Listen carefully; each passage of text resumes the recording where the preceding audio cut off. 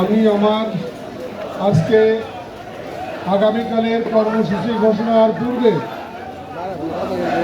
আজকে যারা সকাল 9টা থেকে এই বিকেল 4টা পর্যন্ত আপনারা ঝড় বৃষ্টি উপেক্ষা করে জননেতা জনাব ইশাক হোসেনকে ঢাকার মেয়র হিসাবে শপথ গ্রহণের জন্য দাবি করে আসছেন, তাদের আন্তরিকতা আমাকে মুগ্ধ করেছে। সেই সুপ্রিয় সম্মানিত ঢাকাবাসীদের পরে আমার সালাম।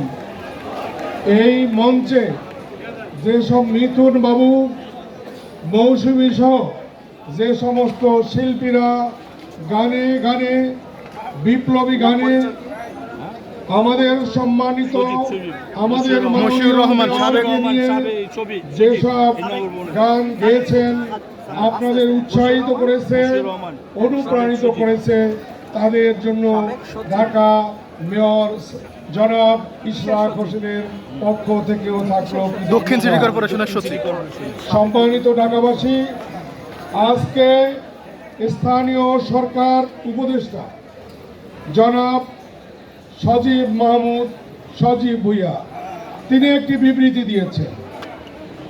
বিবৃতিতে তিনি বলেছেন, মামলা হাইকোর্টে মামলা পেন্ডিং আছে, আদালতের রায় পেন্ডিং থাকায় এটা নিষ্পত্তি করা যাচ্ছে না। ভাইরা, এটা অত্যন্ত মিথ্যা কথা, এটা জাতির সাথে প্রতারণা করা। যে চেতনা নিয়ে, যে আদর্শ নিয়ে জুলাইয়ের বিপ্লব ঘটেছিল, সে চেতনার সাথে এটা যায় না, এই মিথ্যে কথা যায় না। ব্যাপারটি এরকম, আদালত রায় দিয়েছে জনাব ইশরাক হোসেনকে ঢাকার মেয়র হিসাবে। নির্বাচন কমিশন একটি স্বাধীন, স্বায়ত্তশাসিত এবং সাংবিধানিক প্রতিষ্ঠান। তারাও গেজেট করে দিয়েছেন জনাব ইশরাক হোসেনকে ঢাকা দক্ষিণ সিটি কর্পোরেশনের মেয়র হিসাবে। সরকার কোথা থেকে কোন এক পথের লোককে ধরে এনে একটি রিট করিয়েছে।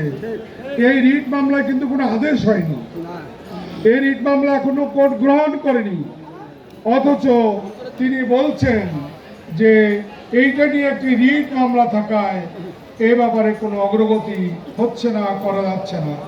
এটা কিন্তু একেবারে আমি বলবো, এই ধরনের মন মানসিকতা পরিত্যাগ করতে হবে। আপনি বয়সে নবীন, আপনার সামনে অনেক দূর যেতে হবে।